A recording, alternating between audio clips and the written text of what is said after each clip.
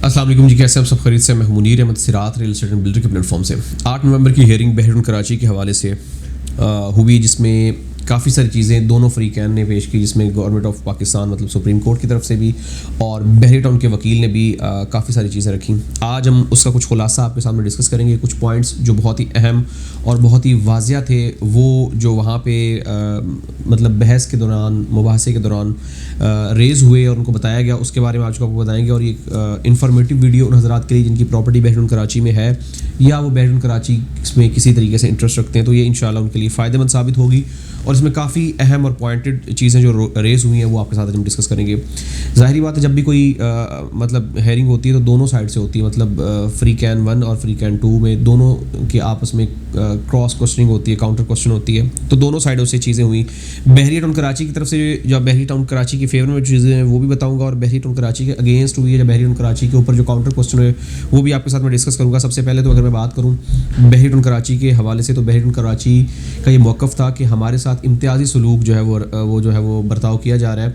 मतलब इवन दूसरी सोसाइटीज़ को, जिसमें इवन नाम लेके कहा गया कि DHA को 1 लाख रुपया पर एकड़ के हिसाब से लैंड दी गई, जबकि हमें जो लैंड दी गई वो 2 करोड़ 70 लाख रुपए पर एकड़ के हिसाब से दी गई, जो कि कह सकते हैं कि ह्यूज अमाउंट का डिफरेंस है। अगर आप इसके ऊपर थोड़ी बहुत ही हमें कमी बेशी कर दें, मतलब हमें जो मार्केट रेट है जो आपने दूसरी सोसाइटीज़ को दिया है उसके मुताबिक हमें कहें, तो हम अपनी अमाउंट पे करने को तैयार हैं। मतलब इसमें उन्होंने एक वाज़िया चीज़ बताई। इसमें पॉइंट नंबर 1 है कि इसमें वाज़िया चीज़ ये बताई गई कि हम मतलब अमाउंट देने को तैयार हैं, हमें अमाउंट देने में कोई भी दिक्कत या परेशानी नहीं है, लेकिन हमें वो अमाउंट हमसे चार्ज की जाए जो कि रूटीन में, जो कि आप दूसरी सोसाइटीज़ से जो है वो चार्ज कर रहे हैं उनकी लैंड के अगेंस्ट हमसे एक्स्ट्रा अमाउंट, और वो भी 1000 टाइम एक्स्ट्रा अमाउंट हमसे क्यों चार्ज की जा रही है। हम अमाउंट देने को, जो बहरी टाउन का वकील था उसका ये मौक़िफ़ था कि हम अमाउंट देने को तैयार हैं। मतलब मेरा जो क्लाइंट है या मेरा मतलब बहरी टाउन कराची है वो अमाउंट देने को तैयार है, लेकिन ये कि वो चाहते हैं कि हमें अमाउंट में रिलैक्सेशन दी जाए। इसमें जो दूसरा बहरी टाउन कराची की तरफ से था वो ये था कि हमें बेसिकली इस वक्त जो ज़ेर इस्तेमाल लैंड है वो 12,000 एकड़ है, लेकिन हमें जो अलॉट हुई थी, जो हमें इशू हुई थी, वो हुई थी 16,896 एकड़। 16,896 एकड़ हमें जो अलॉट हुई थी उसमें हमें पूरी लैंड नहीं दी गई। हमें जो हमारे काबिल इस्तेमाल ज़मीन है वो बेसिकली कम है, और जो हमें अलॉट की गई थी वो ज़्यादा, तकरीबन हमें कोई 5,000 एकड़ के करीब जो जगह है वो कम दे गई। इसमें बेसिकली जो मलीर डेवलपमेंट अथॉरिटी ने जो 6 तारीख को कोर्ट में डॉक्यूमेंटेशन जमा करवाई कि जो भी इस केस से रिलेटेड, उसमें उन्होंने ये तस्लीम किया कि बहरी टाउन कराची को 16,896 एकड़ ही लैंड अलॉट की गई थी, लेकिन इसमें अभी जो अकॉर्डिंग टू बहरिया के अमाउंट हमें जो कम लैंड जो है वो दी गई, 12,000 एकड़ दी गई है, 5,000 एकड़ हमें लैंड कम दी गई है। अब इसके पीछे जो स्टोरी है वो आप सब लोग जानते हैं, जो आउट ऑफ बाउंड्री या डिस्प्यूटेड लैंड या XYZ ये तमाम केस थे वो इसके गिर्द घूमते हैं। इसमें बहरिया का मौक़िफ़ ये है कि अगर मुझे लैंड पूरी दी जाती तो मैं डेफिनेटली ये वाले सारे मामलात हैं, लोगों की जो आउट ऑफ बाउंड्री फाइल्स हुई या लोगों की डिस्प्यूट में चली गई चीज़ें, ये हरगिज़ ना जाती, और हम लोगों को चीज़ें टाइमली डिलीवर करते हैं। जो ये नुकसान हुआ है या जो भी लोगों के मतलब हमारे अगेंस्ट चीज़ें थी वो सारी इसके वजह से है। तो बहरिया का ये मौक़िफ़ करने का मकसद, इसके पीछे पसे पर्दा जो चीज़ें या इसके बैकग्राउंड में चीज़ें थी वो ये थी कि हमें अगर पूरी लैंड दी जाती तो हम कभी भी चीज़ें ना करते और हमारी लोगों के साथ ऐसी चीज़ें ना होती। इसमें जो 2 से 3 अहम पॉइंट थे वो मैंने आपके साथ डिस्कस कर लिए। नंबर 1, हमें अगर आप इम्तियाज़ी सलूक ना बरते तो हम पेमेंट देने को तैयार हैं। नंबर 2, हमें लाइक लैंड जो है वो कम दी गई, जिसकी वजह से हमारे ऊपर मसले जो है वो बने। नंबर 3, मतलब लोकल गवर्नमेंट ने, मलीर डेवलपमेंट अथॉरिटी ने ये तस्लीम कर लिया कि हमने इतनी ही बहरिया को लैंड अलॉट की थी और ये सारी चीज़ें इसी के मुताबिक है। अब इसमें अगर जो कमी बेशी हुई है वो डेफिनेटली कोर्ट के केस के बाद ही होगा। इसमें जो चीज़ें कुछ और हैं जो कोर्ट की तरफ से थी वो मैं आपको बता देता हूँ कि इसमें कोर्ट की तरफ से काजी ईसा फाइज साहब ने जो कहा है वो ये कहा कि 460 अरब की अमाउंट जो बहरी टाउन कराची ने एक्सेप्ट की थी, वो बेसिकली इसने खुद ही एक्सेप्ट किया है। इसको किसी ने गन पॉइंट पे या मजबूरन ये नहीं कहा कि वो ये अमाउंट जो है वो एक्सेप्ट करे और हमें ना पे करे, और ये बात बिल्कुल जायज़ है। अगर बहरिया ने एक्सेप्ट की थी तो उनको पे करनी चाहिए।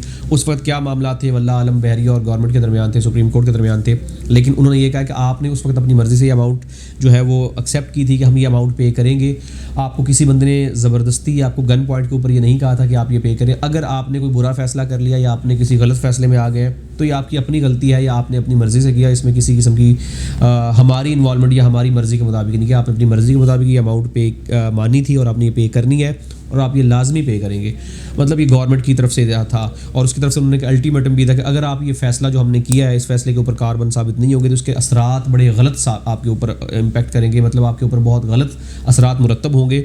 लिहाजा ये जो आपको गवर्नमेंट की तरफ से आपको या सुप्रीम कोर्ट की तरफ से आपको जो चीज़ें कही गई हैं ये आप जो है वो पे करें। मतलब 460 अरब की अमाउंट जो आपने एक्सेप्ट की है ये आप पे करें। दूसरी बात ये कि उन्होंने ये भी कहा कि आपने जो फ़ैसला तस्लीम किया था ये किसी के कहने पे नहीं किया था, ये आपने अपनी मर्ज़ी से किया था। अदालत ने सिंध हुकूमत को बहरिया टाउन के ज़ेर इस्तेमाल जगह की तफसील मांग ली है, जो कि उन्होंने कहा है कि 23 नवंबर तक आप पेश करेंगे। सर्वे का जो सर्वे जो होगा रेवेन्यू डिपार्टमेंट करेगा या जो भी मामलात हैं इनके, वो 23 नवंबर को सुप्रीम कोर्ट को पेश किए जाएंगे। सिंध हुकूमत को इन्होंने नोटिस दे दिया है।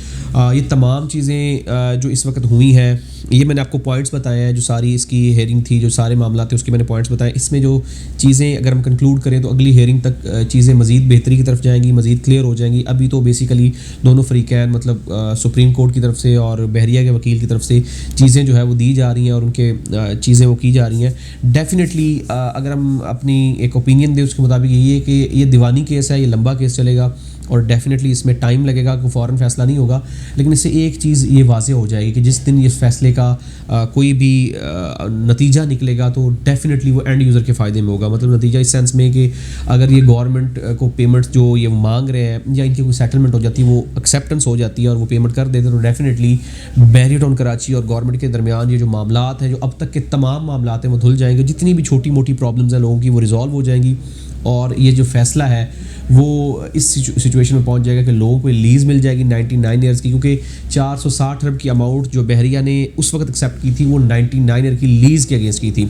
और जो गवर्नमेंट ने या लोकल गवर्नमेंट ने दूसरी सोसाइटीज़ को कहा कि 1 लाख पर एकड़, वो 99 ईयर की लीज़ की अगेंस्ट ही था कि अगर आप 1 लाख पर एकड़ के हिसाब से गवर्नमेंट को पे करते हैं, सिंध गवर्नमेंट को पे करते हैं तो आप मतलब आपको लीज़ मिल जाएगी। लेकिन बहरिया टाउन कराची से ऑब्वियसली 2 करोड़ 70 लाख की अमाउंट जो है वो डिमांड की गई, जो कि डेफिनेटली हम सब जानते हैं कि बहरिया ने एक्सेप्ट भी की। वल्लाह आलम अभी केस किस वजह से खुला या क्या मामला थे, अभी डेफिनेटली ये सेटल डाउन होगा। इसमें अगर बहरिया को रिलैक्सेशन मिलती है या कोई भी जो फंड्स 460 अरब है उसमें कोई उसको रिलैक्सेशन मिल जाती है तो डेफिनेटली उससे आम आवाम का भी फ़ायदा और जो लोग स्टेक होल्डर्स हैं उनका भी फ़ायदा। और डेफिनेटली लीज़ मिलने के बाद यहाँ की प्रॉपर्टी के रेट्स भी इंक्रीज़ होंगे, यहाँ पे बाहर भी नहीं आएगा और तमाम चीज़ें रूटीन में जाएंगी। एक छोटी सी वीडियो थी हेयरिंग के हवाले से ताकि आपके तक इन्फॉर्मेशन पहुँच सके, आप इसको समझ सकें। और अगर आपका कोई भी सवाल हो इससे रिलेटेड जो कोई भी इन्फॉर्मेशन चाहते हो तो हमारे साथ ज़रूर रब्ता करें। हमारी कोशिश होगी कि आपको बेहतर से बेहतर तरीके से गाइड करें। मिलते हैं एक नई वीडियो के साथ। अल्लाह हाफ़िज़।